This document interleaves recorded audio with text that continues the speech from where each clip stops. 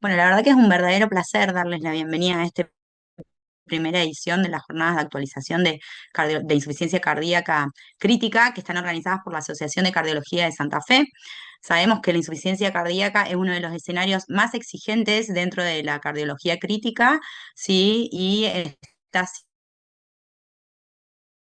tecnologías y a las evidencias que se actualizan constantemente, así que creemos que la educación médica continua no solo es una necesidad, sino es una responsabilidad también para nosotros con nuestros pacientes y otorgar siempre eh, la mejor asistencia. Así que bueno, la verdad que estamos muy orgullosos de este curso, les quiero agradecer a todos por, por formar parte y estar hoy esta noche en la primer clase. Bueno, quiero agradecer obviamente a los coordinadores del curso, a los disertantes, también porque, bueno, siempre nos acompañan y tienen gran generosidad en compartir sus conocimientos con nosotros en este tema que es tan desafiante. Así que, bueno, a lo largo de todas estas clases, arrancamos hoy, después tenemos todos los martes a las 20 horas también por Zoom y vamos a hacer el taller de ECMO presencial el sábado 13. Le voy a dar pie a Sol Molinas para que presente las actividades de la fecha. Hola, ¿qué tal? Buenas noches. Bueno, el día de hoy vamos a tener a dos disertantes. Tenemos la primera charla con la doctora Fagner Magdalena, que va a presentar los casos clínicos con los cuales vamos a comenzar el curso. Y la siguiente charla a cargo de la doctora Gregorietti Vanessa, que es médica cardióloga y jefa de trasplante de la Institución Sagrado Corazón de Buenos Aires, miembro activo de FACSAC y SAT. Así que bueno, comenzamos con la doctora Feinberg. ¿Qué tal? Buenas noches. Gracias, Solsi. Bueno, buenas noches para todos. Me toca dar la introducción al curso de insuficiencia cardíaca crítica a mí, con lo Perdón, cual, antes te quiero hacer una sola cosa, perdón que antes de interrumpir. Las sí. preguntas son al finalizar las dos Ah, charlas, pueden escribirlas en el chat y si no pueden levantar la mano y los vamos a ir habilitando para que puedan participar, ¿sí? Me olvidé de decir esa parte, muy importante. bueno, entonces damos inicio al curso 2025 de insuficiencia cardíaca aguda crítica. Voy a hablar de una serie de escenarios clínicos para dar introducción al tema a través de casos, de nuestra institución de este último año. Elegimos casos de este último año como para tenerlos un poco frescos, pero en realidad los casos abundan. Un breve repaso, este último año del 2025 se publicaron dos documentos principales, dentro de ellos el consenso de expertos del American College of Cardiology, donde, bueno, renuevan la definición de shock cardiogénico, como todos ya sabemos, es un shock provocado por una disminución del índice cardíaco, de gasto cardíaco, con resistencias vasculares sistémicas aumentadas que van a generar un estado de hipoperfusión tisular que, me gusta la definición del consenso, aclara, puede estar acompañado o no de hipotensión, pero la clave es la hipoperfusión, demostrada clínica y bioquímicamente. Con los parámetros clásicos a nivel de laboratorio de lactato, transaminasas, creatinina y estado ácido base. Bueno, lógicamente se sigue publicando lo que ya sabemos, que en las últimas 2 décadas, pese a las innovaciones en asistencia circulatoria mecánica ventricular y en cuanto a drogas vasoactivas, no hemos logrado cambios notorios en la mortalidad tanto intrahospitalaria a corto plazo como en la supervivencia a largo plazo de los pacientes. Y lo importante del shock cardiogénico es que las etiologías son múltiples y eso nos va a dar diferentes fenotipos. No todos los pacientes se van a presentar de la misma manera, cada caso tiene que ser abordado de una manera individualizada. Va a depender mucho según la etiología que lo originó, si es reversible, si es permanente, si, digamos, si predomina la falla ventricular izquierda, la falla ventricular derecha. Este, Así que vamos a tener diferentes fenotipos con un tratamiento diferente, más allá de que tengamos un abanico de posibilidades, cuyas resoluciones muchas veces lamentablemente va a ser el óbito por la elevada mortalidad, algunas otras veces el trasplante y otras veces sí la recuperación. Vamos a empezar con un caso cortito y muy típico, el escenario clásico dentro de la cardiopatía isquémica. Este es un paciente masculino de 52 años, en teoría hipertenso previo conocido, según refirió la familia, pero sin controles ni medicación actual.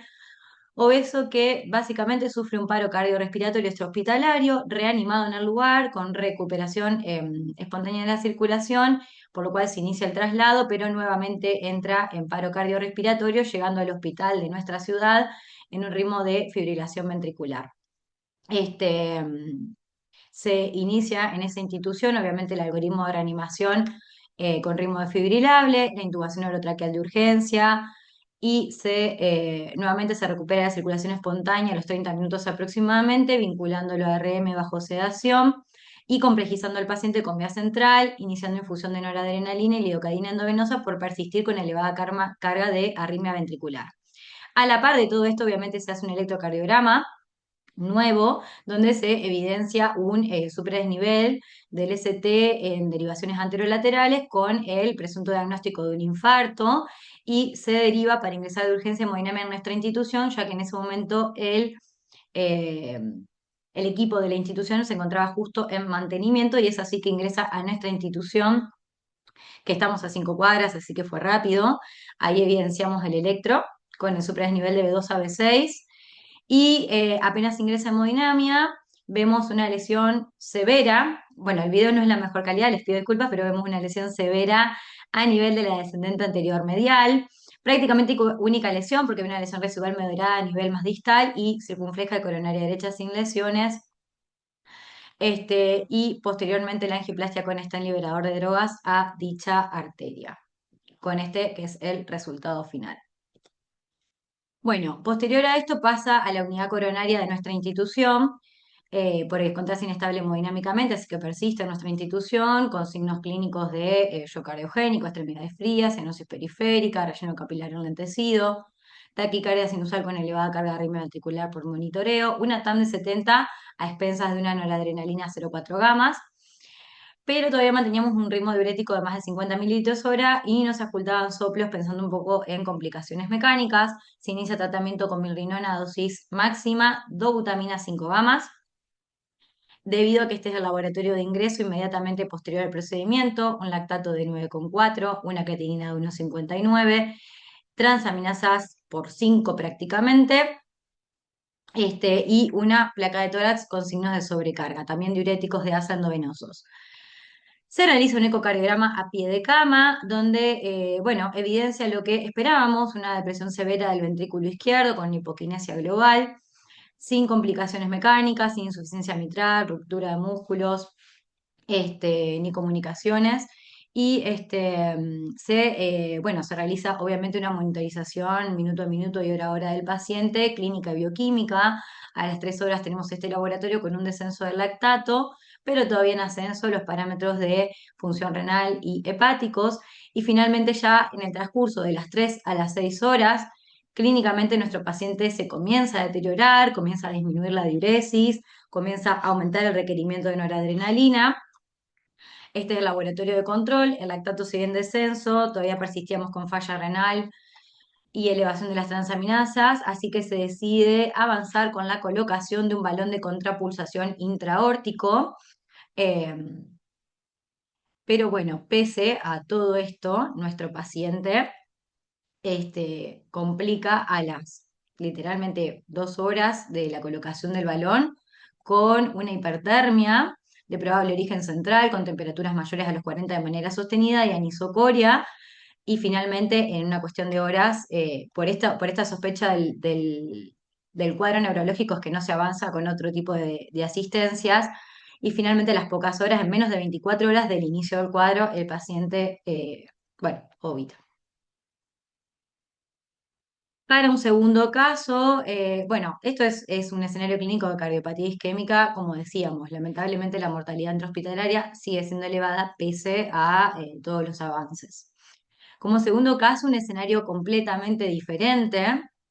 Esta es una paciente que venía en seguimiento por ambulatorio con su médico de cabecera, porque en el 2024 comienza con un cuadro de insuficiencia cardíaca de novo. Ella era una paciente femenina de 62 años, tabaquista y hipertensa leve, que en ese contexto se le realiza un ecocardiograma donde se evidencia una insuficiencia aórtica severa con dilatación de la raíz de aorta y una comunicación interventricular perimembranosa pequeña y una comunicación interauricular tipo ostium secundum también pequeña.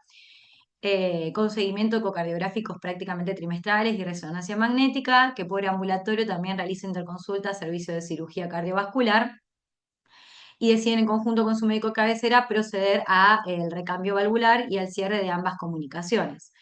Entonces ingresa a nuestra institución a fines de marzo directamente para la cirugía cardiovascular y en el postoperatorio la recibimos nosotros en unidad coronaria, donde conocemos a la paciente, post recambio valvular aórtico mecánico con ortoplastía y cierre de 6 a 6B.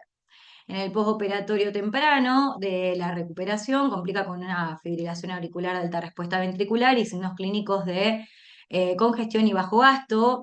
Estábamos frente a un síndrome de bajo volumen minuto en el contexto de un postoperatorio de cirugía cardiovascular, con lo cual, bueno, este es el electro previo a la cirugía de la paciente, donde vemos un bloqueo de rama derecha, y este es el electro del postoperatorio temprano en ritmo de fe de alta respuesta.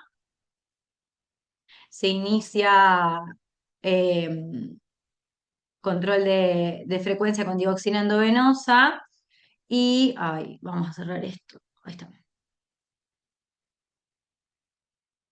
Ahí está. Se inicia control de frecuencia con dioxina endovenosa y este es el laboratorio que tenemos en ese momento donde claramente el ácido láctico había picado de un previo de 2 a un 5,2, la creatinina de una basal de 0,6 a 1,11 y un hígado a prácticamente el triple del basal. Se inicia, bueno, una radiografía de tórax con signos de sobrecarga hídrica y un ecocardiograma que visualiza como novedad una depresión severa del ventrículo izquierdo, probablemente sobreestimada esta severidad porque lo hicimos en el contexto de una FA a 150, 170 latidos por minuto, pero lo que sí evidenciando una falla severa del ventrículo derecho con deterioro severo de la función sistólica de este y signos indirectos de elevación de las presiones pulmonares. Sí, interpreta como un cuadro de shock cardiogénico con una falla biventricular, pero donde siempre la sospecha fue una predominante falla del ventrículo derecho. En ese momento, entonces, inmediatamente se inicia tratamiento con inotrópicos, como milrinona a 0,6 gamas, vasopresores y diuréticos de asa endovenosos y, como dije, control de frecuencia con dioxina. Disculpen un segundo.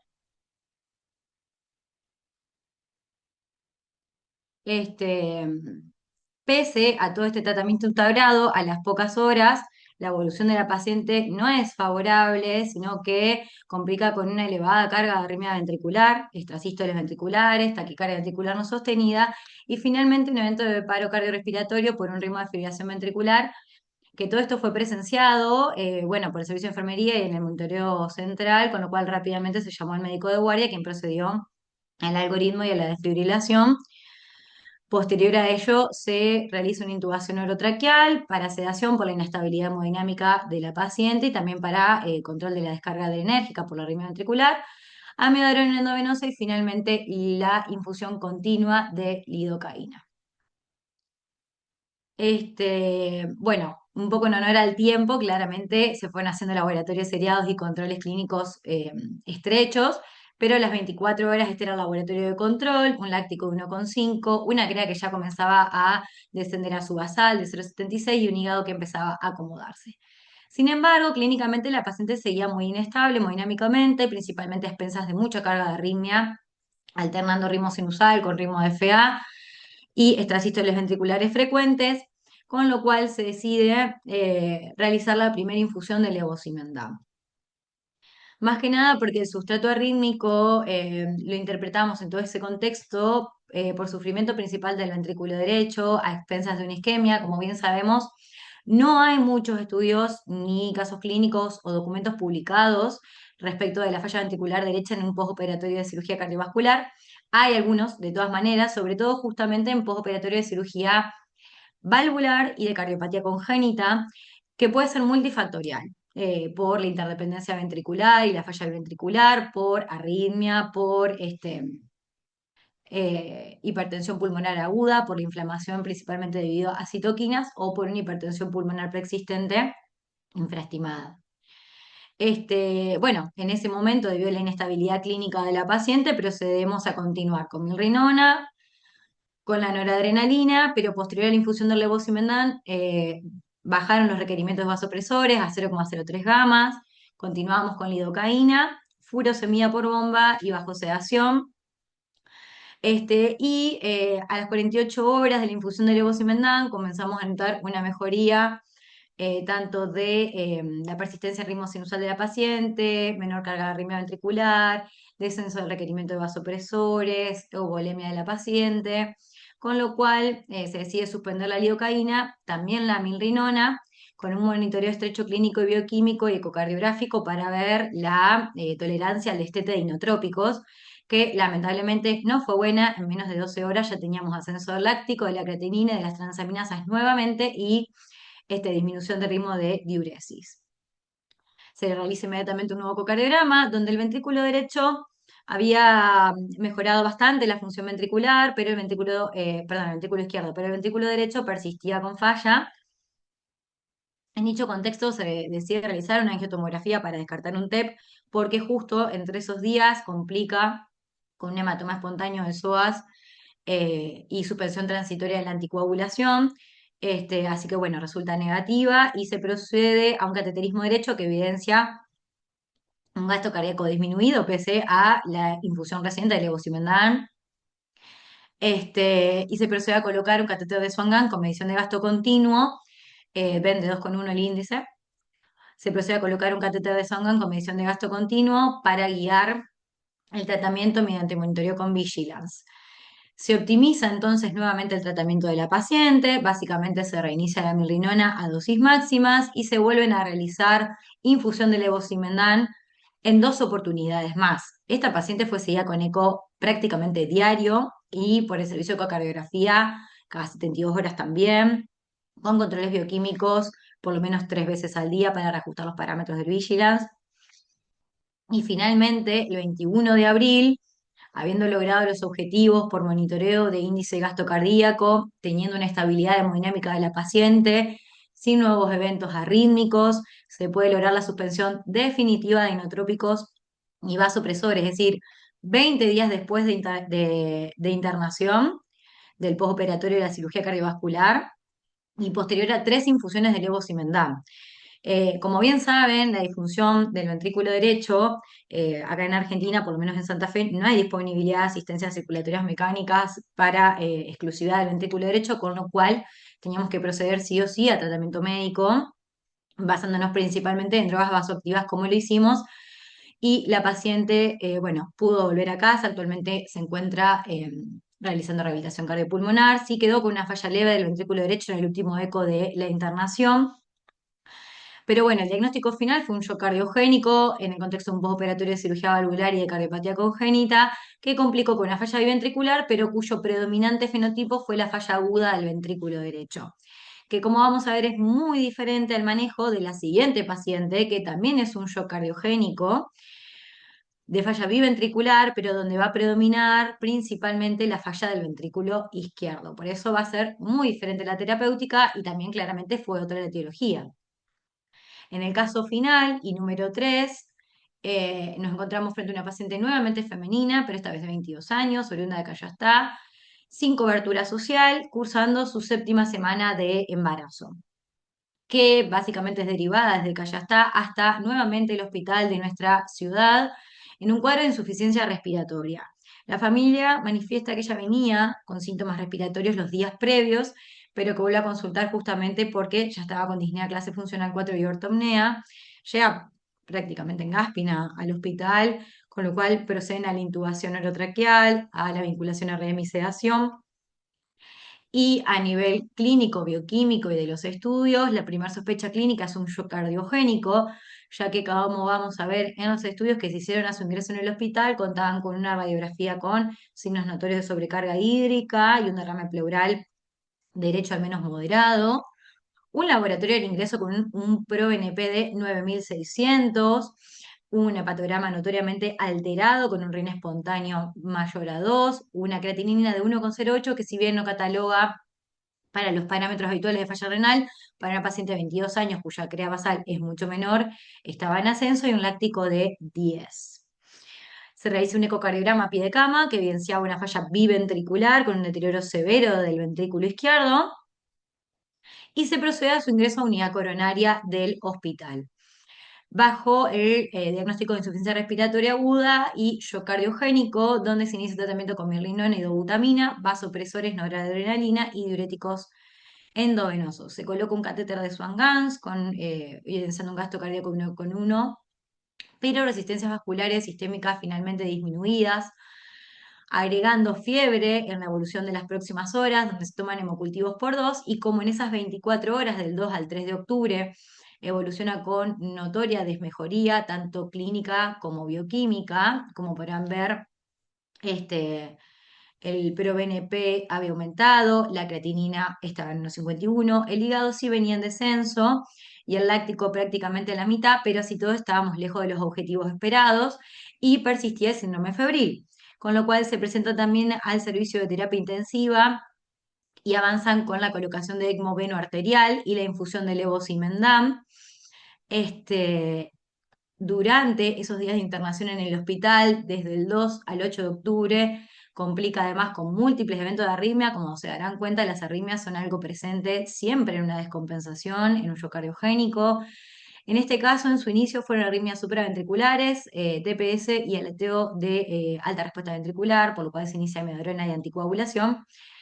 Bueno, como dato extra de lo cardiogénico, obviamente que pierde el embarazo, tiene un aborto, pero con feto retenido, así que hay que hacerle una MEU a pie de cama. Con ecocardiogramas diarios, esta paciente también en el hospital, así que ante la no mejoría tanto clínica como por ecocardiografía, se decide avanzar a la derivación a nuestra institución para continuar el diagnóstico y tratamiento y eventualmente, si se requería, una evaluación para trasplante cardíaco. Es derivado el 11 de octubre, luego de 8 días de su internación, bajo el diagnóstico de shock cardiogénico, una bacteremia finalmente por ese síndrome febril, se rescató una bacteremia positiva por un estreptococopiógenes y un aborto espontáneo, en ECMO con noradrenalina, milrinona, amiodarona, ceftriaxona, que era el tratamiento antibiótico dirigido como tratamientos principales. Llega a nuestra institución, se repiten todos los estudios, está la radiografía con la que ingresa, ya había mejorado mucho lo que es el derrame pleural, persistía todavía la sobrecarga hídrica, en ritmo sinusal con T negativas de B2 a B6, un laboratorio bastante aceptable, un láctico 1,4, una creatinina ya más parecida a la basal de 1,01 y un hígado en mejoría. Pero pese a todo esto, el ecocardiograma sigue prácticamente igual. Se realiza un ecocardiograma a pie de cama, donde todavía evidenciaba una depresión severa de la función ventricular izquierda. Y en las próximas 72 horas evoluciona con múltiples eventos arrítmicos. TPS, que las compensábamos dinámicamente, varios eventos con cardioversión eléctrica, arritmia ventricular, bigeminia alternando en el ritmo sinusal, con lo cual se inicia infusión de lidocaína endovenosa, continuando con requerimiento de noradrenalina, mirrinona a dosis máxima, y finalmente se decide la infusión de levosimendan, continuando obviamente en ECMO.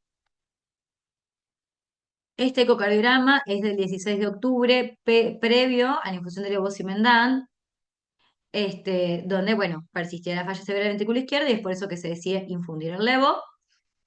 Después de eso continuamos con noradrenalina y milrinona. Pero luego de esa infusión segunda de levosimendan, notamos una mejoría clínica de la paciente progresiva, comenzamos a descender el requerimiento de vasopresores, pudimos también descender la milrinona a 0,5 gamas, finalmente se le realizaban ecocardiogramas diarios y este es uno del 24 de octubre, previo a decanular el ECMO, donde justamente evidenciamos una función del ventrículo izquierdo en remisión del 45-50%, una paciente que en ese momento ya se encontraba con noradrenalina a 0,03 gamas, mirrinona a 0,4.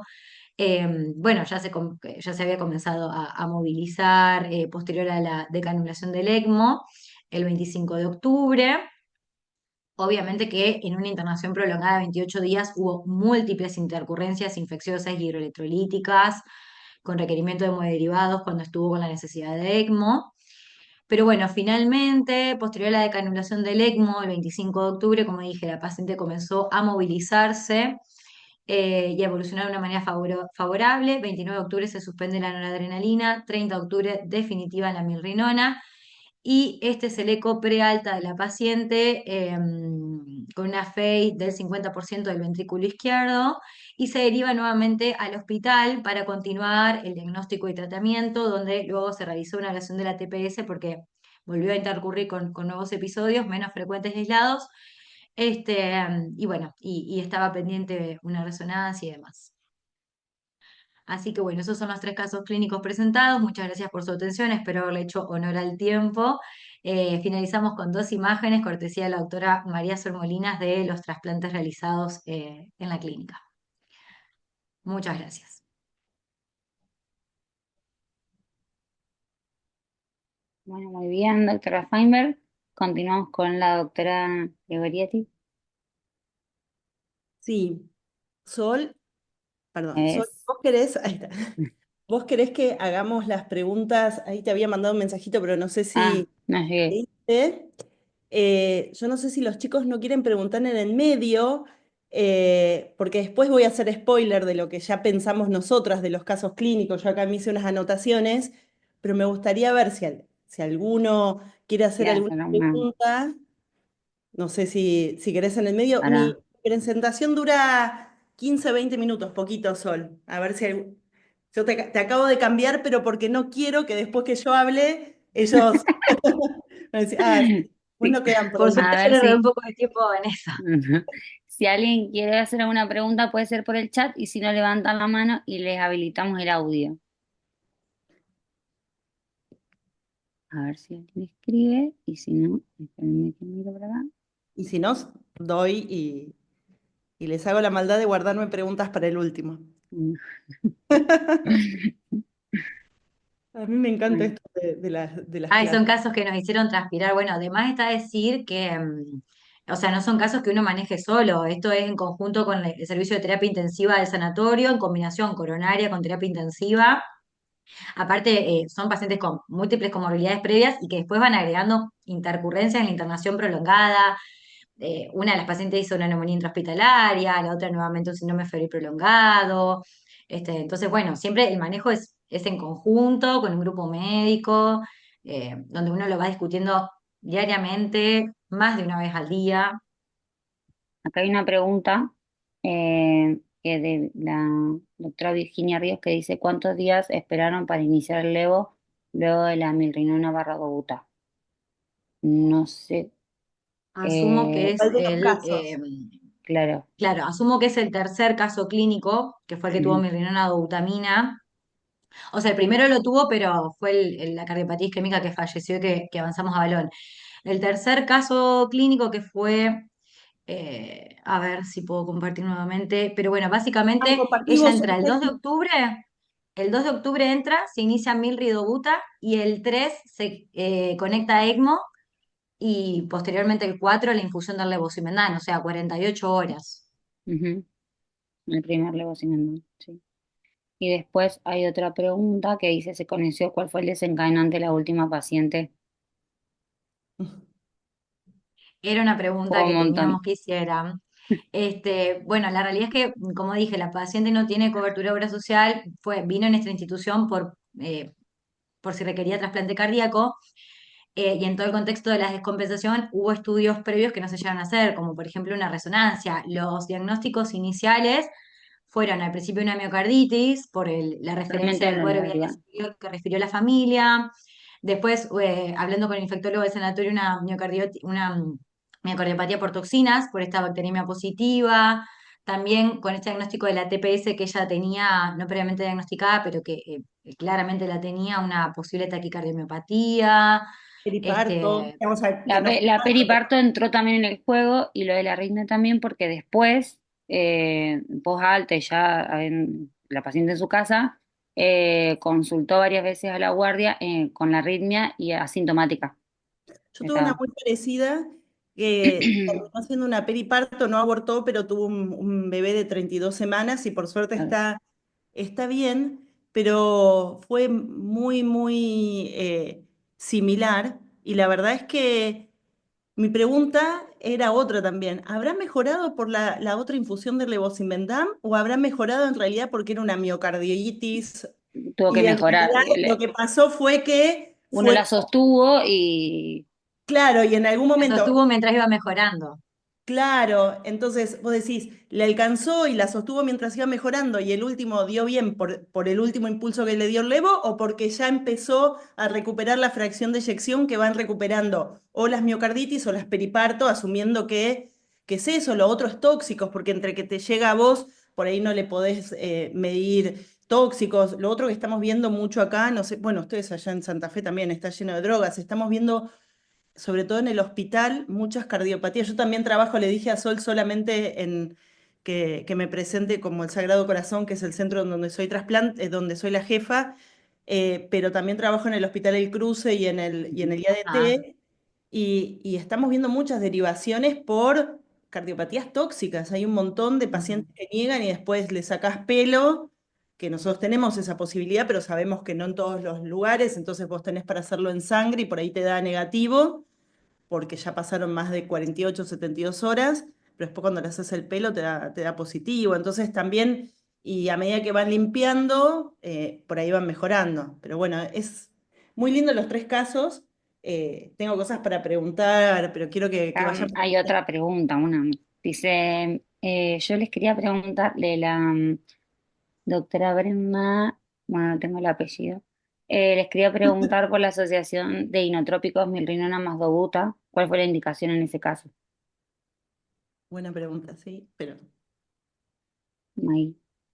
¿querés contestar, Maggie? No. Bueno, no sé cuál reitero, hubo dos casos. Se usaron, ¿no? En el caso de la primer paciente, se inició, sí, dobutamina y milrinona, pero bueno, en realidad la dobutamina fue rápidamente suspendida, luego continuó con milrinona, dosis elevadas e infusión de levosimendan. Suele utilizarse la combinación de ambos dos inotrópicos en el escenario del shock cardiogénico. Nosotros la verdad que solemos hacer mucho más la combinación de mirrinona e infusiones, como hicimos en el caso de la segunda paciente de Levo, que usar el apoyo de milridobuta por una cuestión de los perfiles de las drogas, de la vasodilatación a nivel pulmonar, El paciente viene con de si los pacientes metabloqueantes, vienen, sí. exactamente, si vienen recibiendo previamente Bueno, beta-bloqueantes. O sea, más que nada nos basamos en el perfil hemodinámico del paciente para seleccionar una combinación de drogas inotrópicas. Pero por ahí cuando uno no llega, ya entras a poner dobuta y si no, seguís con levosimendan y vas como agregando inotrópicos. la pregunta es buena porque estamos, justo antes de empezar con las clases de ustedes, estábamos hablando con las doctoras de la realidad en nuestro país.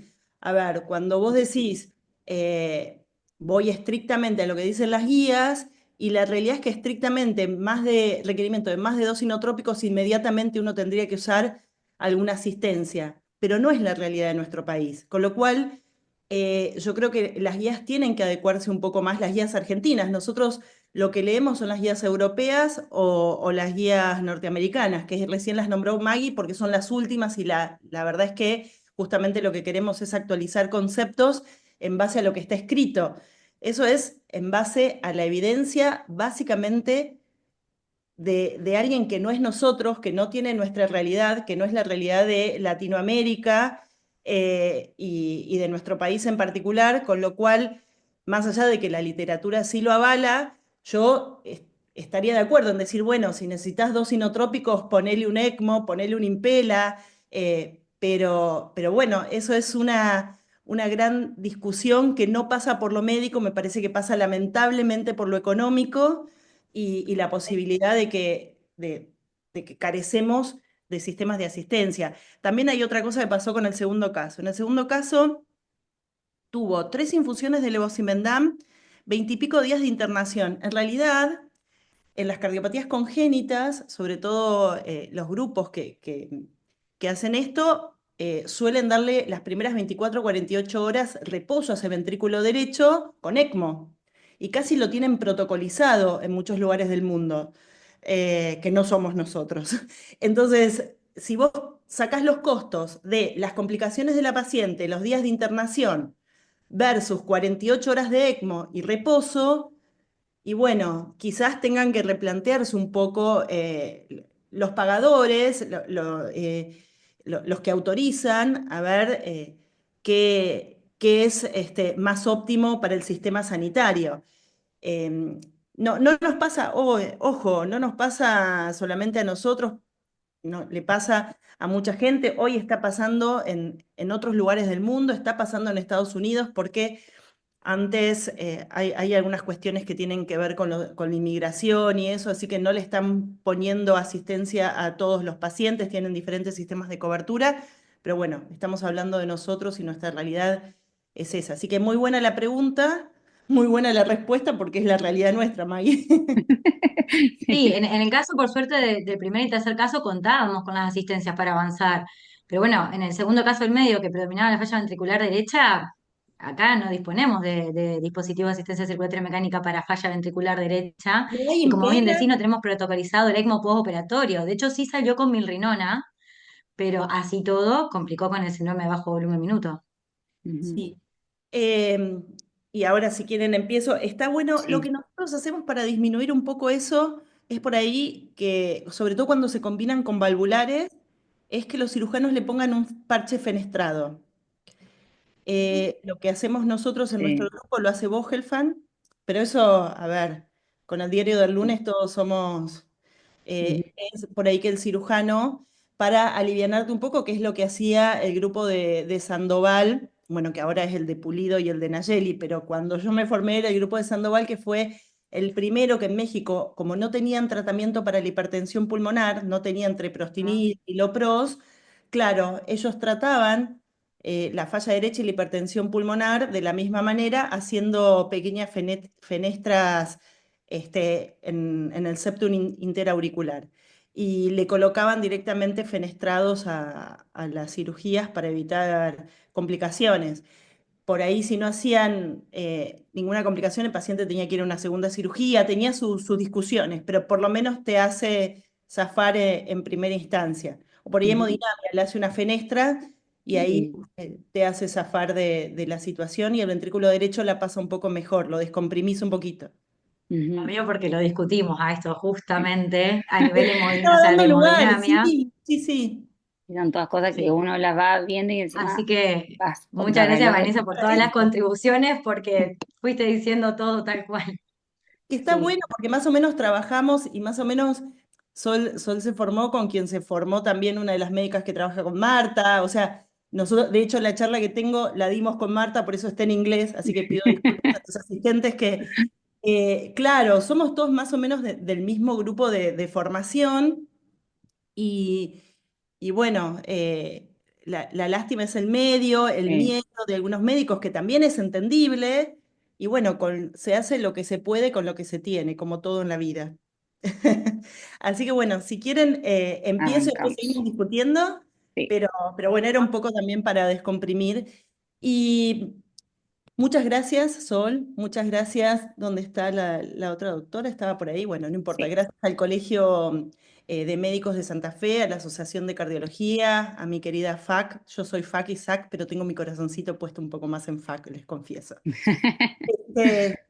Soy más FAC. Eh, yo cardiogénico, actualización de conceptos. Esperen que lo tengo que pasar con mi compu. Bueno, básicamente es una diapositiva que deben haber visto por todos lados, que justamente es el estado de hipoperfusión de los órganos. Este es un concepto súper viejo de shock cardiogénico, no les estoy contando nada nuevo. Ya les hizo una excelente introducción Maggie, por lo cual yo no me voy a detener a hablar del concepto y la incorporación de lo que es biomarcadores, que lo vamos a ir hablando, y las resistencias vasculares periféricas, pero básicamente, y un poco lo que se habló en los casos previos, es esta cuestión del tiempo, ¿no?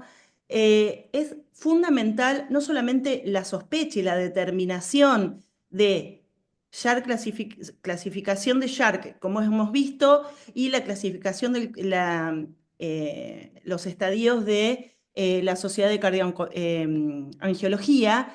Y la realidad es que es importante poder detectar y determinar a tiempo cómo vamos a tratar nuestro paciente. Entonces, Evaluar signos y síntomas, evaluar si está orinando o no. Maggie en un momento dijo, bueno, la controlábamos hora a hora y en un momento dejó de orinar. O sea, fíjense que es a los 0, a los 30, a los 60, a los 90, a las 6 horas, a las 12 horas, a las 24 horas. Las primeras 24 horas van a ser cruciales para que nosotros determinemos, primero, el manejo inicial, la etiología, obviamente, para darnos las posibilidades terapéuticas. Ahora, una vez que logramos optimizar la terapéutica, en este caso descongestionar al paciente, definir cuál va a ser la terapéutica hemodinámica que vamos a definir si hay que hacerle cirugía, angioplastia, en el caso de que sea una causa isquémica.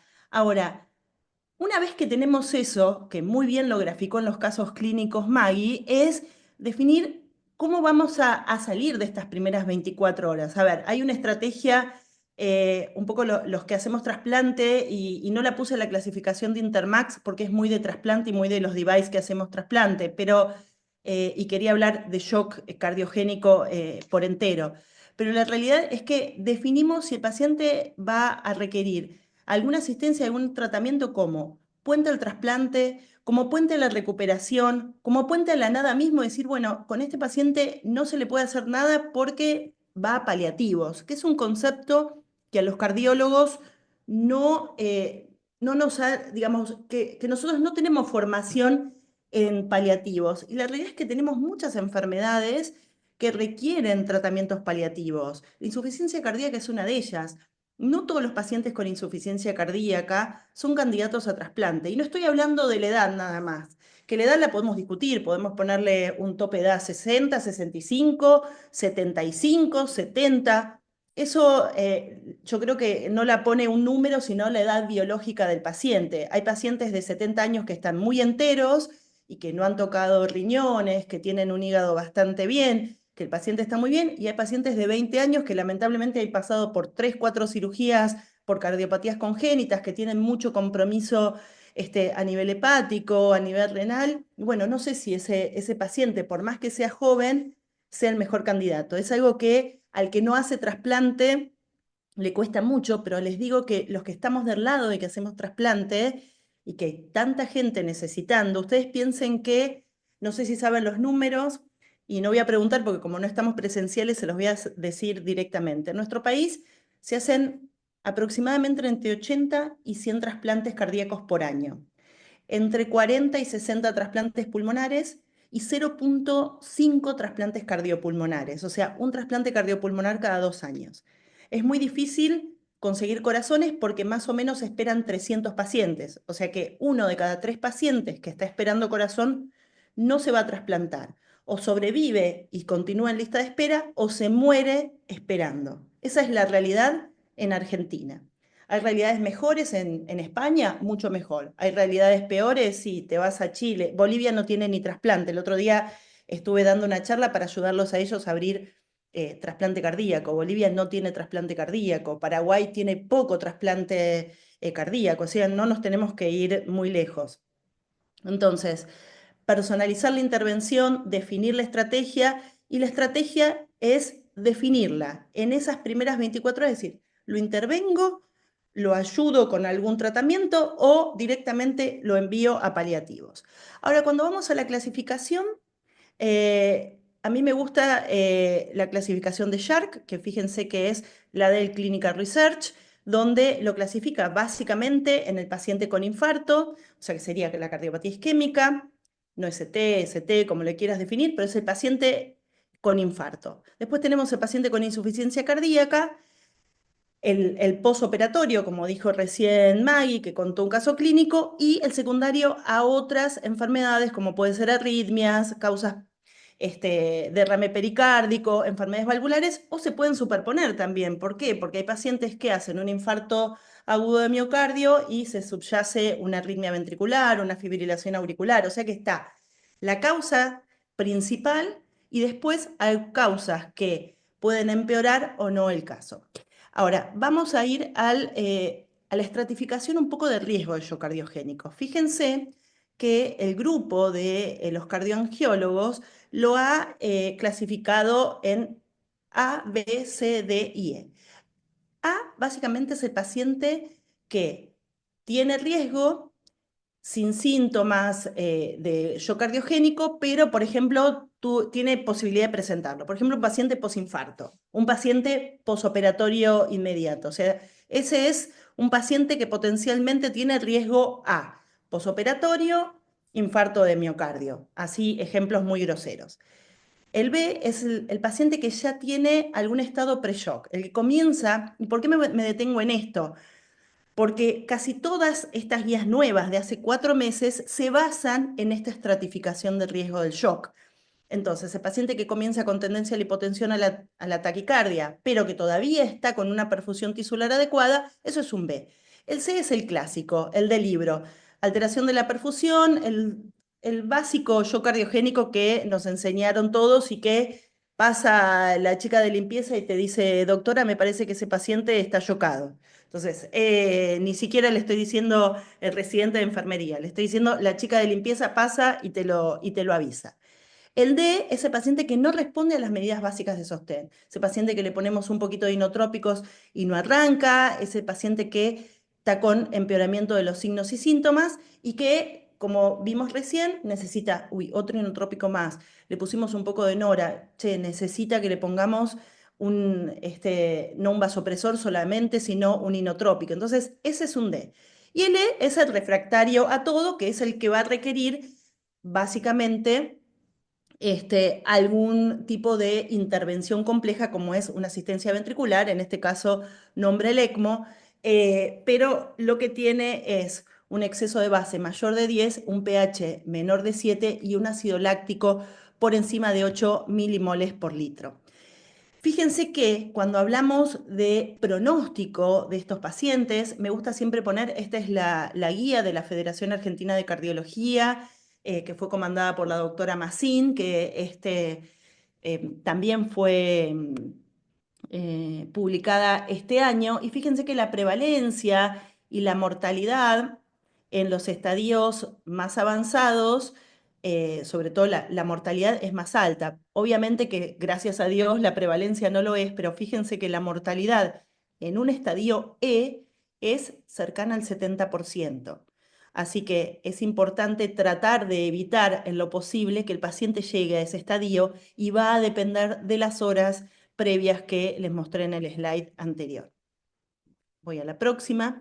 Estas son las guías del año pasado de la SAC, donde es un poquito más básico lo que nos muestran. Fíjense que estamos con la cuantificación del volumen y la circulación periférica, pero siempre útil.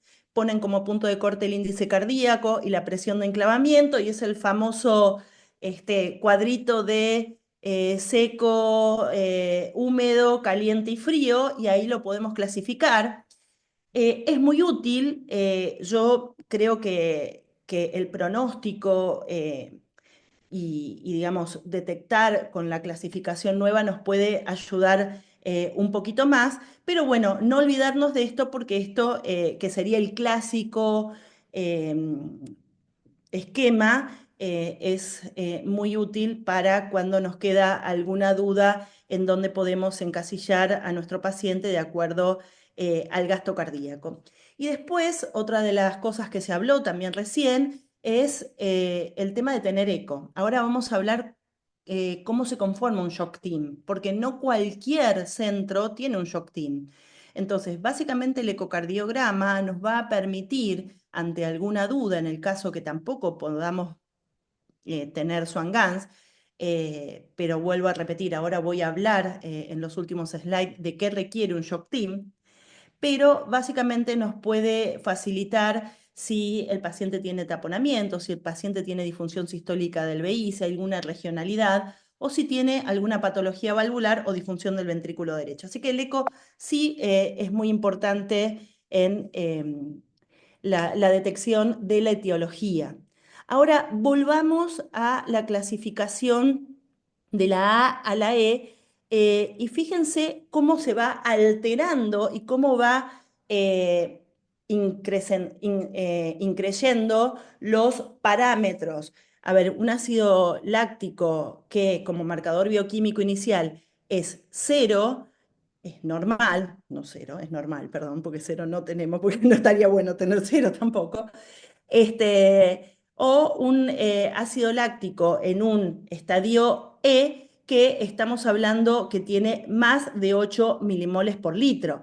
Fíjense que también pasa lo mismo con el estado ácido-base, y ni hablar de los parámetros hemodinámicos, que claramente lo que vamos a ver es hipoperfusión, hipotensión, más taquicardia. Entonces, el monitoreo de este paciente de la manera en que lo indican los protocolos de las guías son importantísimos. En el Shock Team no solamente tenemos que tener todos los materiales, sino que vamos a tener que tener todos los protocolos actualizados, bajados, para poder manejar estos pacientes. Estos pacientes no se pueden manejar en cualquier centro, estos pacientes tienen que manejarse en centros con equipos de shock, con Shock Team.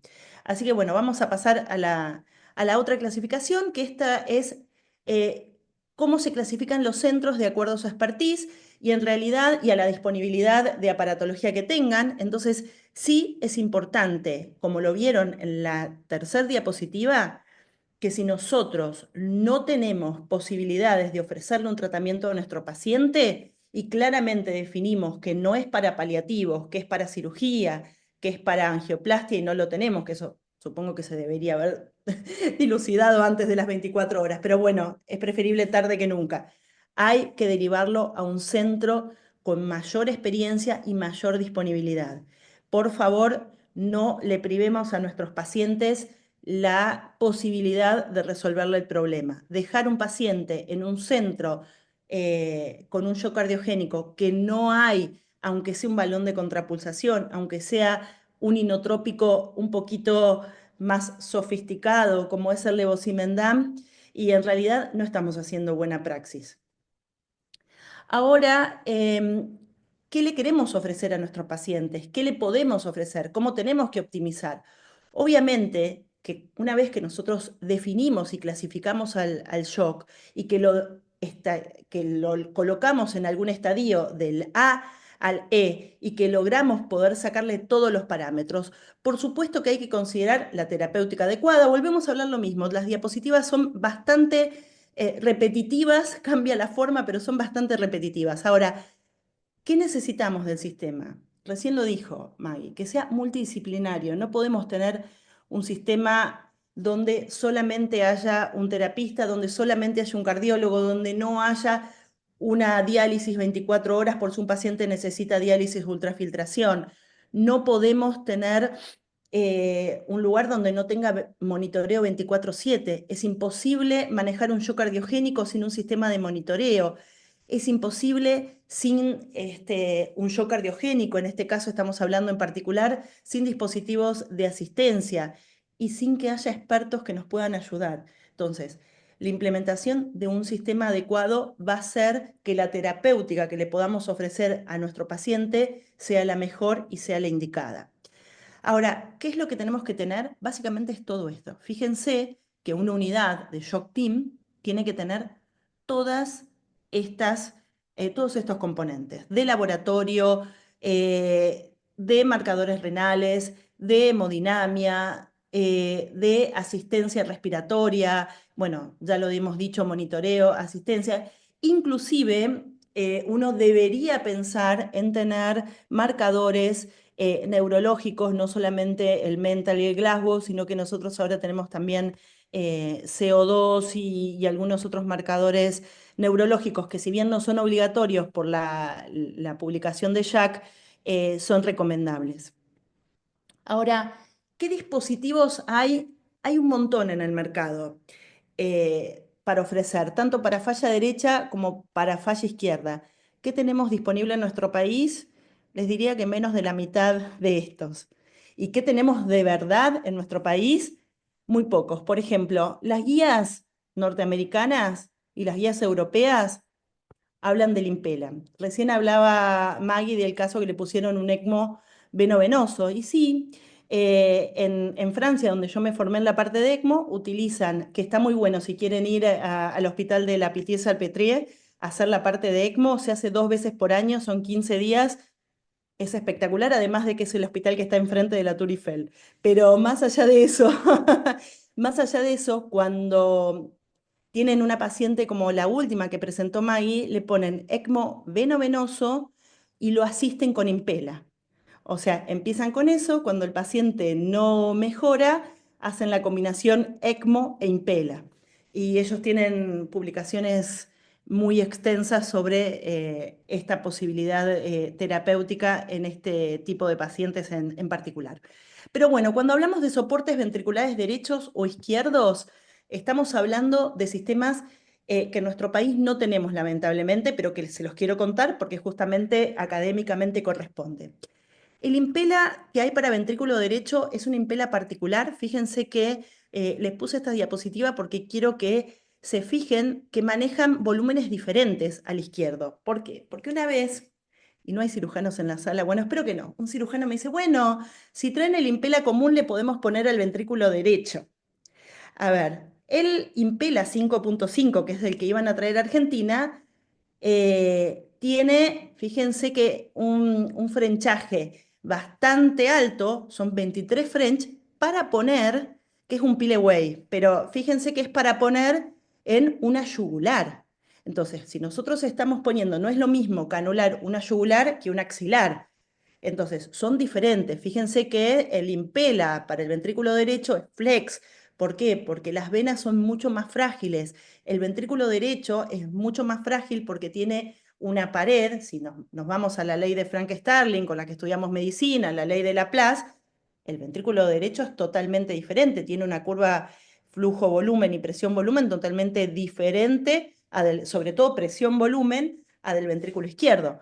Por ende, los dispositivos son diferentes. El Tandem Heart, que voy a volver al anterior, porque les quiero mostrar, hoy se me pasó, esperen que vamos a ir a la anterior. El Tandem Heart, que es este, acá quiero que lo vean más grandecito, bueno, es la otra opción que tenemos. ¿Cómo se coloca el Tandem Heart? Fíjense que va de aurícula derecha a la arteria pulmonar. Entonces, básicamente es una centrífuga que canula arteria pulmonar y aurícula derecha. Pero manejan aproximadamente 7.500 revoluciones por minuto y 4 a 5 litros minuto. También el frenchaje que se utiliza es muy importante. Ahora, ¿qué tenemos en ventrículo izquierdo? Bueno, ventrículo izquierdo, ventrículo derecho, tenemos el ECMO venoarterial, que ya hemos hablado, que es un buen manejo, 5 a 7 litros minuto, es una excelente terapéutica porque la realidad es que le ayuda mucho al paciente por la cantidad de litros. Fíjense que al lado tenemos el balón. Cuando dicen tenés balón y arreglate, fíjense que el balón moviliza como máximo 1 litro minuto de flujo versus el Impela, el ECMO, el Tandem Heart, la Centrimac, todos los otros sistemas manejan por encima de 3 a 5 litros.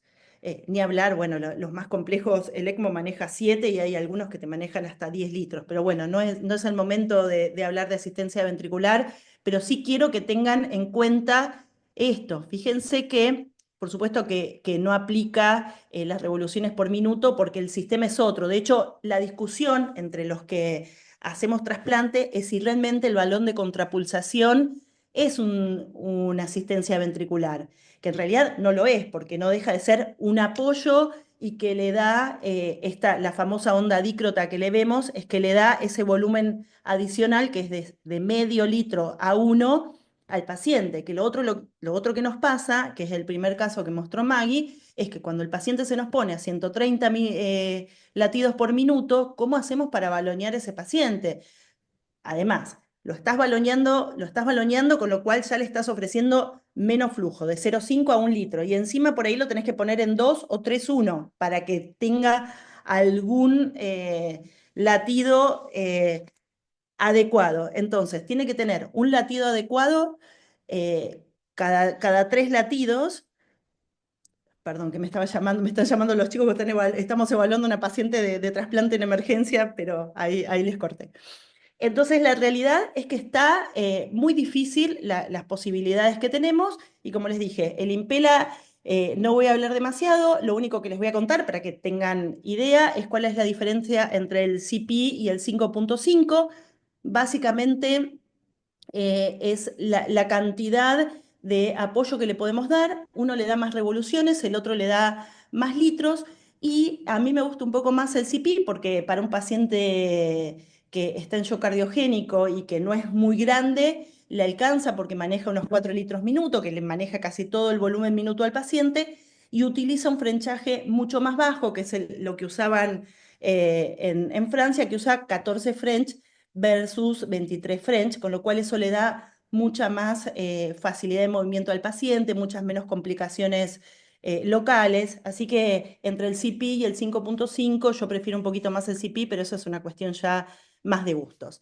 Ahora, ¿cuáles son las propuestas de tratamiento? Y como les dije, las propuestas de tratamiento están basadas justamente en los estadios. Fíjense que acá hablamos del paciente que tiene un síndrome coronario agudo, un infarto, en este caso estamos hablando de infarto agudo de miocardio y shock cardiogénico.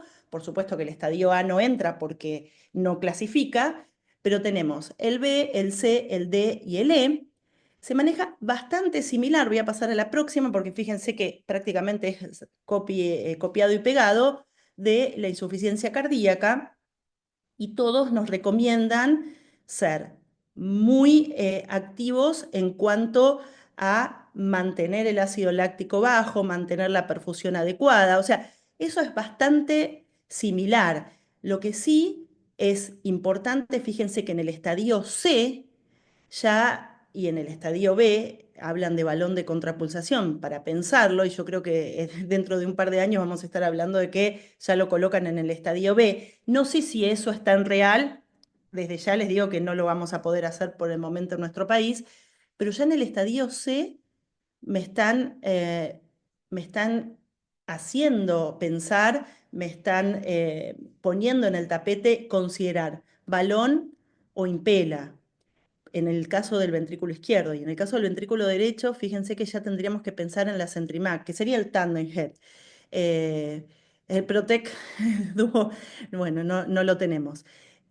O el Impela del ventrículo derecho, que es el de 5.5.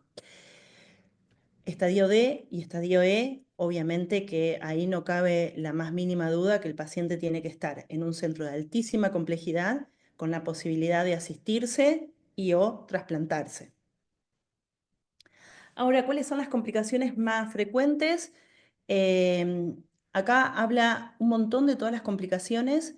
Yo creo que acá falta una complicación eh, fundamental en un rol más importante, pues lo pone en otras, que pone las infecciones relacionadas. Y creo que, y no solo por esto, sino por lo que escucho, que las infecciones son de las más frecuentes en estos pacientes y son las que muchas veces terminan llevándolo a la muerte, porque un paciente se taquicardiza más, se pone un poquito más hiperdinámico, y es lo que pasó en el primer caso. Hace un poquito de temperatura, se muere, hace cualquier complicación mínima. Es un paciente tan crítico que fallece. Pero bueno, obviamente que uno tiene que tener en cuenta todas las complicaciones hematológicas, pulmonares, neurológicas, las mismas cardiovasculares que en este caso, los chicos pensaron, bueno, ¿tendrá un TEP que no recupere el ventrículo derecho? Eso hay que pensarlo. ¿Tendrá alguna complicación? ¿Está más anémico? ¿Tiene sangrado? Bueno, son todas las complicaciones habituales de estos pacientes. También no nos olvidemos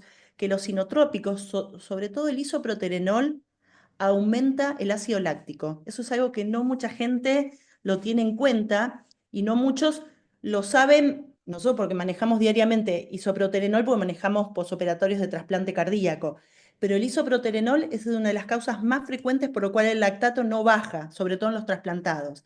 Así que no desesperarse porque el isoproterenol aumenta el ácido láctico. Y no les voy a leer la fisiopatología ni se las voy a preguntar, pero es muy fácil entenderlo por la fisiopatología. Ahora, ¿qué pasa en la interacción entre la estrategia de ventilación? ¿Y por qué dejé esta diapositiva? Porque quiero que les quede muy claro a los que manejan falla de ventrículo izquierdo y falla de ventrículo derecho, qué pasa con el manejo de la ventilación.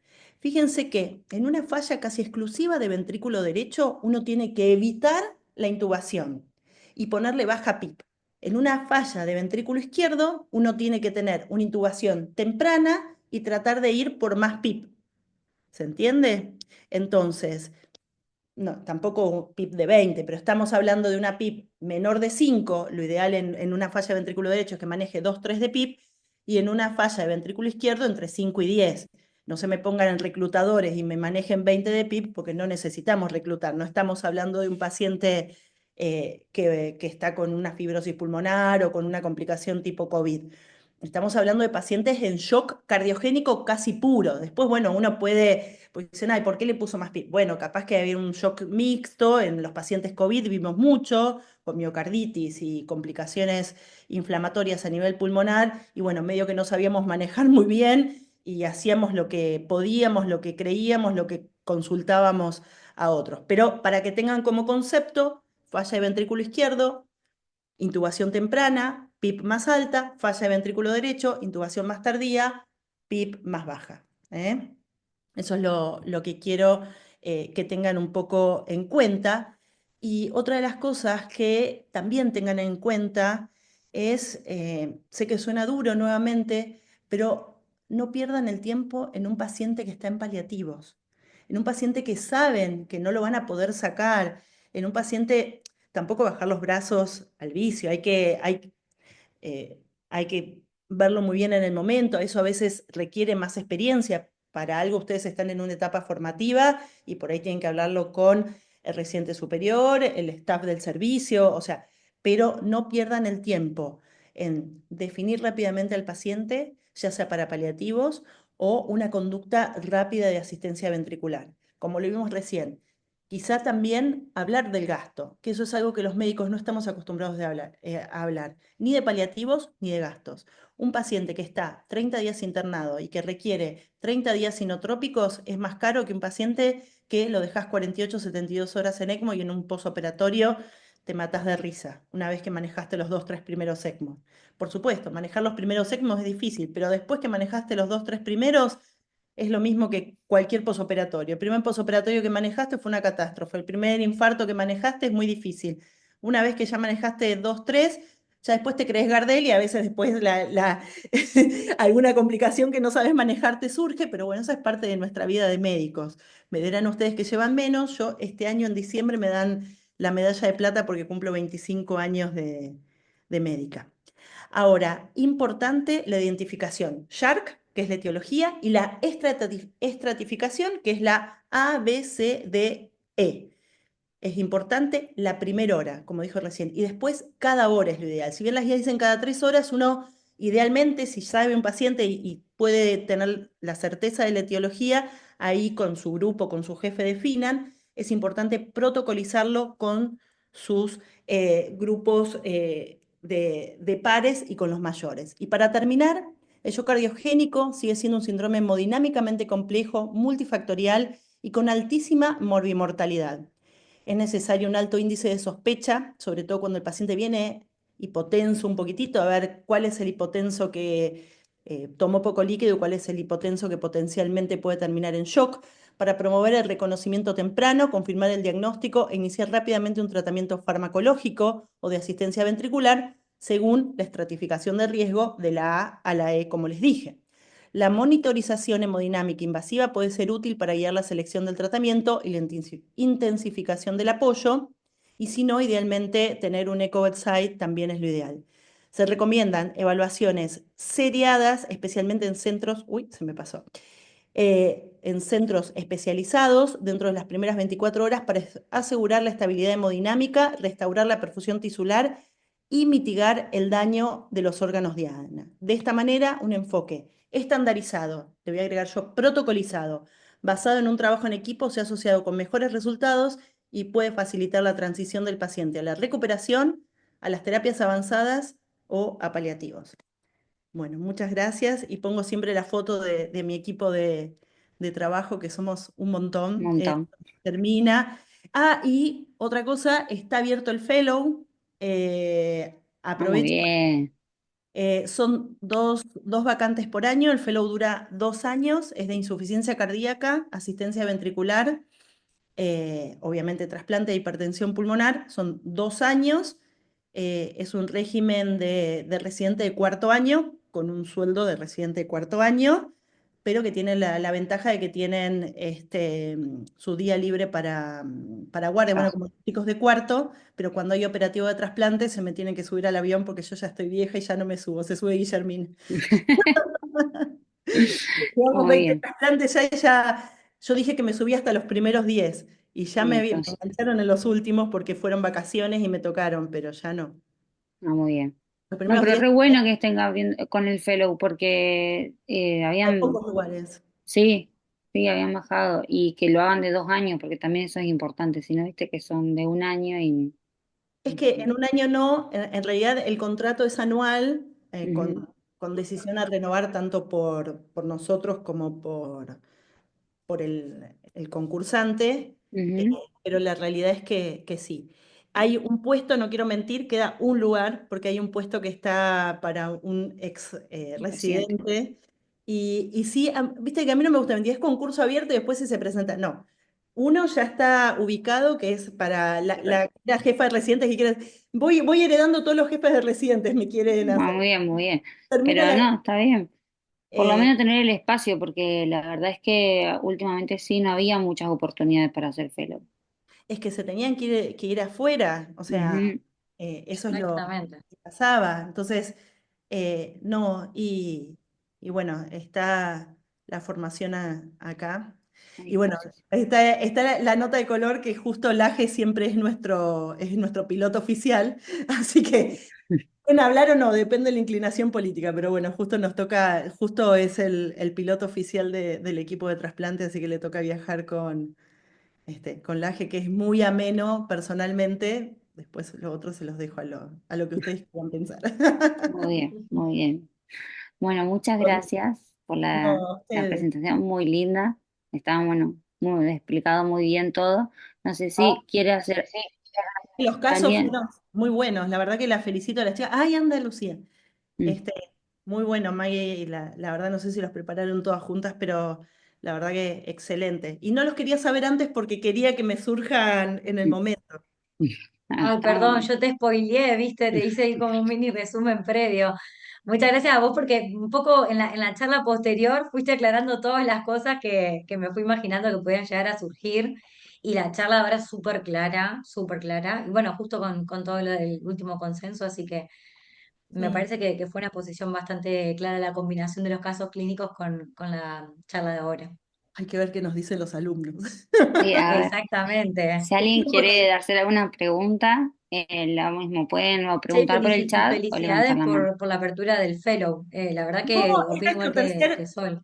No, no se publicitaba mucho porque yo le daba prioridad, no me gusta jugar con la gente de afuera que viene, por ahí gente del interior y presenta sus Ujú, currículums. Bueno, ahora es más fácil. Pero habíamos aceptado, siempre es el tercer año, tuve primer grupo a Enzo, que es el coordinador actual de trasplante, ujú, Guillermina Ajá, Perón, que es staff, que está en CIFACA, ajá, dentro del grupo está a cargo de CIFACA y está en SAC y, y Cecilia Pereira, que era la jefa de residentes del Ramos Mejía, que había venido a rotar y que también tenía como su lugar. Este es el primer año que no tengo predilectos y entonces quien se presente va a ser verdaderamente, porque si no, no me gusta jugar con la gente y abrir y si vos ya tenés medio preseleccionado, o sea, es como jugar con el que le dijiste que se venía a rotar, se quedaba y con el que viene totalmente, de afuera sí. con ilusiones. Entonces yo eso no lo hago. Pero este año sí, sí, y como les dije, se queda la jefa de residentes y va a haber uno más, un cargo más bien. un cargo más. No sé si está re bueno. Bueno, muy bien. Excelente las dos presentaciones, así que la verdad un gusto poder disfrutar. Magdalena, hermoso los casos, la verdad que súper lindos y bueno, Vanessa, clarísimo todo y cómo hiciste el cierre. Y buenísimo por lo del fellow, la verdad que está bueno. Esto siempre lo discutimos con Sol, esto de que te tenés que ir afuera, no hay lugar, qué hacemos en el interior, después volvés y no tenés centro. Así que bueno, la verdad que está buena la oportunidad. No sé si alguien más quiere preguntar algo. ¿Están todos contentos, por lo menos en el chat? Veo que Virginia Ríos levantó la mano. Si quieren la habilito Ay, a... perdón, no la vi. Sí, habilitar. Sí, sí, sí. Podés hablar, Virginia. Buenas noches. Ay, estoy viendo los documentos, pueden ser mis hijos, todos ellos. Qué horror. Ahí Virginia, está. ahí está. ¿Ahí me escuchan? Sí. Sí. Bueno, en realidad mi duda es, yo soy de Paraná, Entre Ríos, entonces nosotros acá nuestra complejidad llega hasta los sinotrópicos, por suerte donde trabajo tenemos todos, Dobuta, Milrinona y Levosimendan, pero bueno, ya no tenemos asistencia circulatoria y muchas veces, sobre todo los pacientes que son hospitalarios, a veces tenemos las posibilidades de derivarlo a otro centro, que en general los mandamos ahí a Santa Fe, pero muchas otras veces no. Eh, y también mi duda surge porque me ha pasado en pacientes que están en paliativo, que están con inotrópicos y dependiente de estos, cuando decir basta, ¿no? Que creo que es una decisión súper difícil, pero también hablábamos de los costos de tener un paciente tanto tiempo internado, pero bueno, a veces el paciente está dentro de todo bien, solamente dependiente de inotrópicos, sabiendo que es un paciente paliativo, hasta dónde, digamos, no sé si la palabra es se Bueno, espera o sí, porque cuando se hace, no sé si se sacan los inotrópicos qué o bueno. cómo es el manejo ahí, no sé si me explico. Sí, muy bien. No sé si quiere contestarte Lucía, Solo o Magda, si no te Mm. contesto. No, no, vale, si querés, contesta, ¿Sí, contesta. Sol? Bueno, vos sos la coordinadora ahí con las No, chicas. no, contestá, Sos la vos vocal, por contestá. eso yo te pregunto. Te Excelente escucho. pregunta, Virginia. La verdad que es un tema que se nos hace difícil a todos porque no es solamente a vos. Nosotros, por suerte, tenemos en el sanatorio hospital de día. Entonces, lo que hacemos es pasarle levosimendan tipo Lion Hair Failure. Para el que no lo leyó al trabajo, básicamente a los pacientes les pasan una o media dosis de levosimendan semanal o quincenal, lo podemos ajustar. El nuestro está hecho depende de algunos parámetros. Los pacientes los vemos todas las semanas, por eso también necesitamos 2 fellows ahora, porque necesitamos, como abrimos hospital de día de insuficiencia cardíaca y hipertensión pulmonar el año pasado, estamos recontra sobrepoblados de pacientes. Entonces, hacemos eso, pero lo hemos acordado y entonces el paciente se maneja ambulatorio. De hecho, le hacemos en 12 horas, con lo cual no ocupa una cama 24 horas. ¿Por qué? Porque como es un centro polivalente, nosotros tenemos cirugías. Entonces, por ahí los cirujanos empiezan a operar a las 7 de la mañana y utilizamos las camas del PAC, de PAC de cirugía, para que ellos tengan libre a la noche y los pacientes por ahí ingresan a las 6 7 de la mañana, los operan y ahí ocupamos ese lugar nosotros que va quedando durante el día. Tenemos cuatro camas en el PACS que son las que utilizamos para infundir a los pacientes o para comenzar terapias con la bomba, ya sea endovenosa o subcutánea de inotrópicos, porque tenemos trasplante de pulmón ahora también.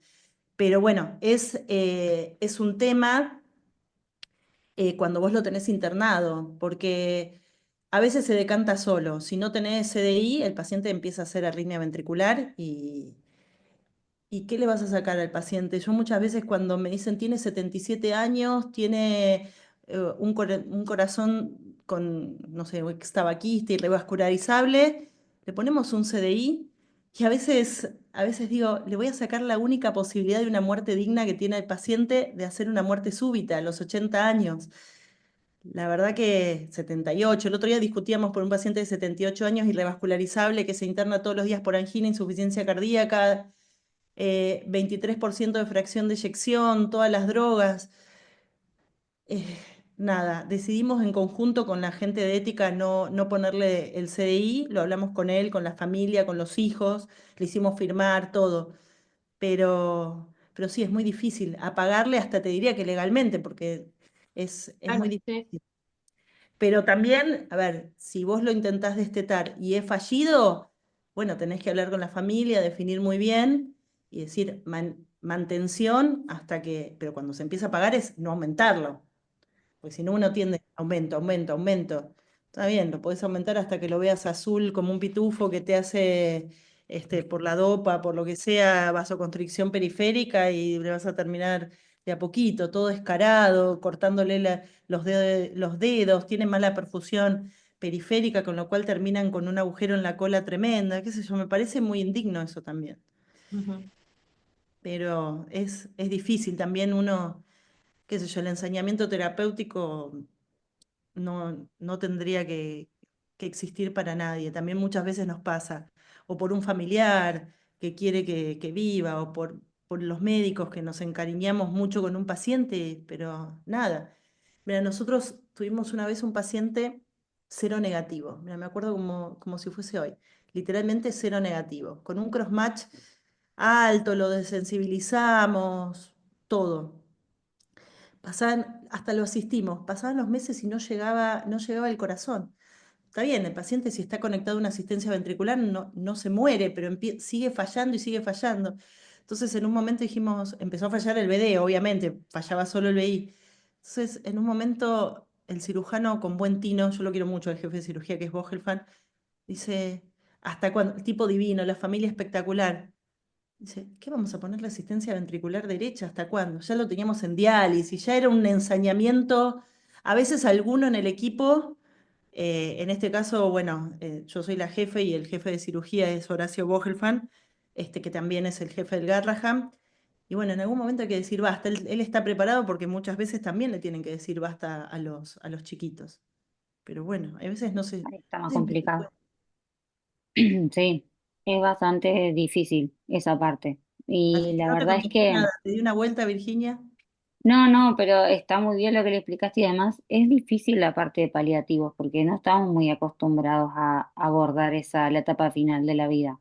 Por ahí en insuficiencia cardíaca ya hablamos mucho más y sobre todo cuando no va a ir a trasplante, entonces te metes mucho más en el paliativo, pero si no, en general, hablar de paliativos es como que está muy unido a la patología oncológica. Parece que es solo para eso. Entonces, incluso por ahí nos pasa que cuando yo al principio, cuando había terminado la residencia, hacía internación domiciliaria y ahí habíamos arrancado con la parte de paliativos y bueno, y ahora trabajamos con el grupo de internación domiciliaria y acompañamos a los médicos, porque no vamos, no hacemos la parte esta, pero los acompañamos cómo hacer, cómo seguir, como para que el paciente trate, si se puede, morir en casa porque para mí es la mejor opción. Algunos lo logramos, otros no tanto, vuelven a internarse, pero por lo menos ya charlados con la familia y que no suben a unidad coronaria, o sea, no van a unidad coronaria. O sea, se hace en la sala general, así pueden estar con la familia. Pero bueno, para nosotros eso ya es un gran logro, que ya lo puedan hacer así, es un montón. Pero sí, la verdad es que la parte de paliativo es todo un capítulo En realidad es aparte. paradójico porque muchos pacientes en realidad no van a ser candidatos justamente a trasplante por un montón de cosas, porque es un tratamiento para un grupo y todo el resto no es como decir, bueno, es trasplante o el abismo, no, es todo lo que hay que hacer para un paciente paliativo, y que tenemos que empezar justamente a ahondar más en eso. Ujú. Hay otra persona que levantó la mano, Lucas. Bien, para que una cosa más quiero decir, Sol, que no le dije a Sí, Virginia. En UCLA, acá lo hemos hecho una vez cuando yo trabajaba con Sergio, con Perrone, eh, pero ellos manejan mirrinona eh, en bomba y el paciente se va a la casa con bomba de infusión continua de mirrinona. bueno, Sí, lo eso contó hacíamos en Sergio, el sí. clinic, hacíamos con Dobuta. Ustedes Se lo hacen con... ponía, Sí. Sí, porque Marta es bueno, una usada, pero sí, Marta me dijo que lo hacen con Dobuta. claro, lo hacíamos con Dobuta y con la furosemida y el paciente se iba. Y igualmente se hacía toda una explicación y se hablaba con la familia y con el paciente porque la verdad es que no estaban muy de acuerdo los que hacían el acompañamiento de los médicos en ambulatorio, porque imagínate que mandar a un paciente con Dobuta al domicilio era un montón. Pero bueno, el que cuando aceptaba el paciente y la familia, bueno, se largaba, pero sí, estaba con todo lo que era la parte de subcutánea y todo esto. Bueno, por ahí la furosemida subcutánea acá en el país no logró mucho, está solamente, pero en realidad hubiese sido una gran opción usar furosemida subcutánea. Hasta lo último que yo había estado allá, estaban con el tema de las bombas para poder poner el que Porque el no son las paciente. mismas, tal cual. No, Lo que no no, tenemos acá, lo que nos falta en Argentina, porque yo lo estuve tramitando también, claro, lo que no tenemos son las bombas. Para mirrinones sí, porque ¿sabes qué bombas sí, usamos? Usamos la de epoprostenol. claro. pero no Ajá. está, no está protocolizado. Yo tengo un paciente, No, ¿sí? Tengo un paciente así, voy a contar obviamente el caso, un paciente con una miocarditis, hizo una miocarditis, primero por HIV, después infartó, o sea, tiene múltiples complicaciones, tiene 68 años, fue descartado en varios centros de trasplante porque sigue teniendo copias altas, con marcadores, ha tenido múltiples complicaciones por la patología de base, con lo cual fue más fácil la decisión. Bueno, lo voy a contar, no lo quería contar porque es un trámite tremendo en ANMAT. Sí, sí.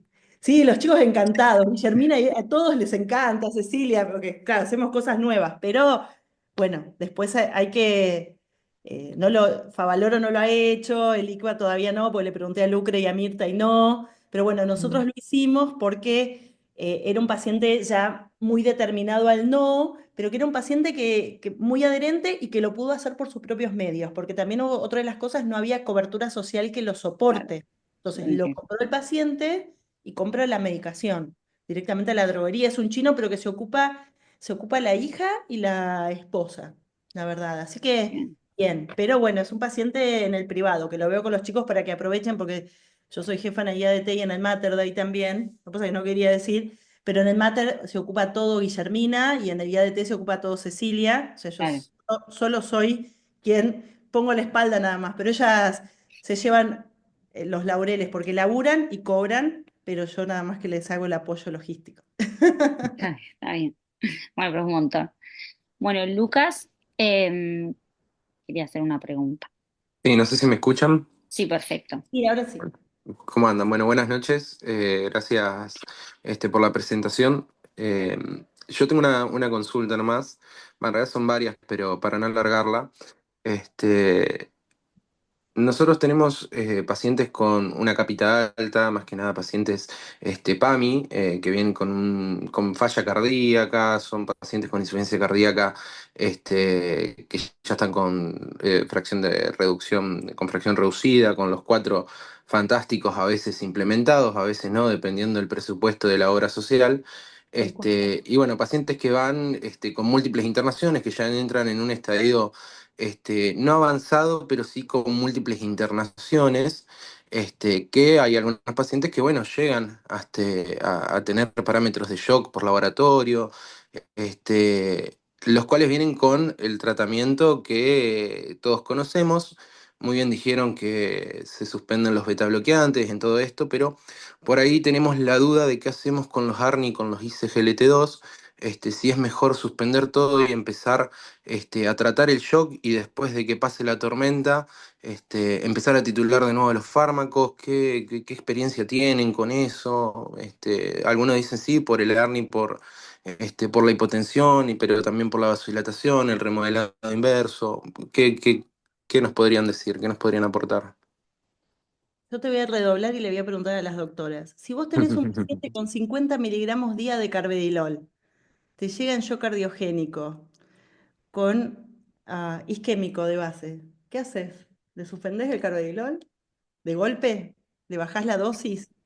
Ah, qué pregunta Te voy a la hacer una maldad. tuya.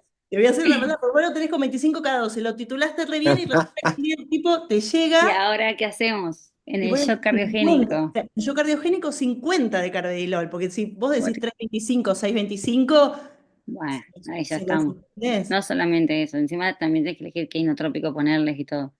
Bueno, Sí. en general los betabloqueantes, bueno, ahí vos ya me acompañaron, no Vane, pero en general los betabloqueantes, depende del paciente, el shock es una situación muy extrema en estos casos, pero si no en el paciente, hasta incluso en algunas situaciones, pues no suspender.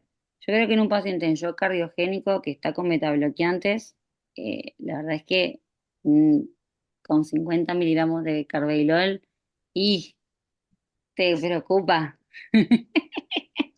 El down regulation. Me está bloqueando, desgraciado. Exactamente, y más si encima está isquémico, la verdad que te preocupa, pero eh, es complicado, es Las bastante guías te complicado. dicen una cosa, Sí, ahora ¿qué haces?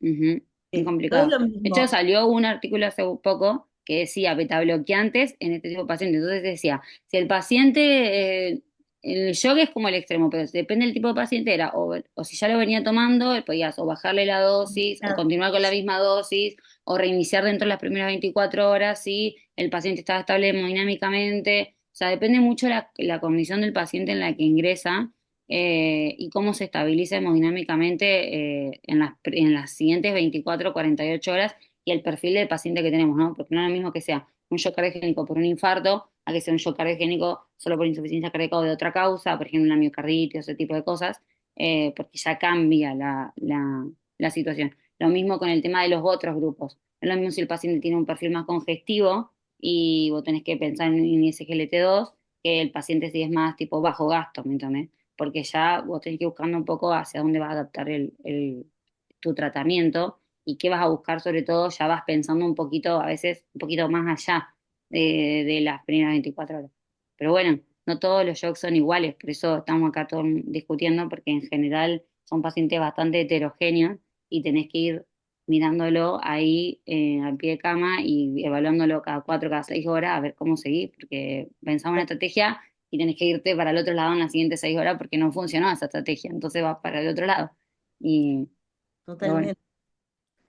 Coincido con Sol, porque vos, otra de las cosas, mira, había un trabajo hace muchos, muchos años que se había hecho con neprilicina, del cual yo este, participé, que era un trabajo de investigación que se estaba haciendo en Favaloro. Y justamente lo que le pasaba a los pacientes era que se hipotensaban mucho. Entonces, como dijo Sol, si el paciente está muy hipotenso y muy hipoperfundido y los ARNI, yo también se los saco. O sea, Ujú. ahí estoy viendo a Maggie que dice lo mismo. O sea, la realidad es que Sí. claro, o si está congestivo, sabés que digamos, le va a ayudar un poco la DAPO, la EMPA, bueno, lo que sea. Entonces, va a depender muchísimo. Si el paciente está congestivo, pero resulta que te entró con 40 de glucemia y no, le voy a sacar la DAPA por más congestivo que esté, porque va a ser un factor más que no me ayude a acomodarlo metabólicamente. Es raro, en general este perfil de pacientes son más obesos, isquémicos y suelen entrar con 200 de glucemia, 300, son diabéticos. Pero bueno, también existe el otro grupo que son los menos, así que ir viendo, es medio artesanal. La insuficiencia cardíaca en sí es medio artesanal. Con esto de Súper los artesanal.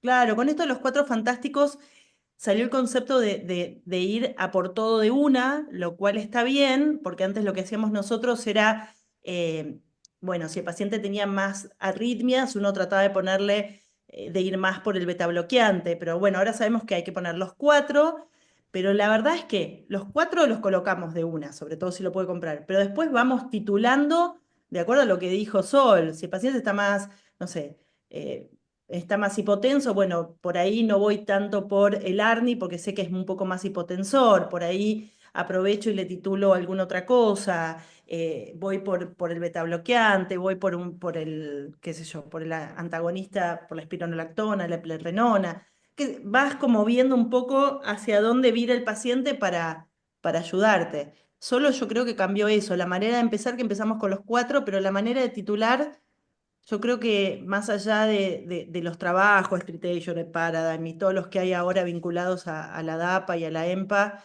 también nos está costando. No hablo del betabloqueante porque ya está muy, muy trillado, hay 20 millones de estudios. Ujú. Y para el que Así que, viene, también es importante saber si el shock, porque a veces también está asociado justamente al uso de beta bloqueantes, y por esto es el tema de los tipos de inotrópicos que usás. Nosotros por ahí estamos medio sesgados con el tema de la milrinona, pero bueno, justamente es uno que te saca y ahí no deberías usar tanto la dobutamina, entonces jugás un poco más con otros inotrópicos, porque el efecto ya lo tenés, probablemente el paciente ese día, incluso a la mañana, se lo tomó entonces ya tenés que jugar con el efecto de la droga. Entonces también eso es importante.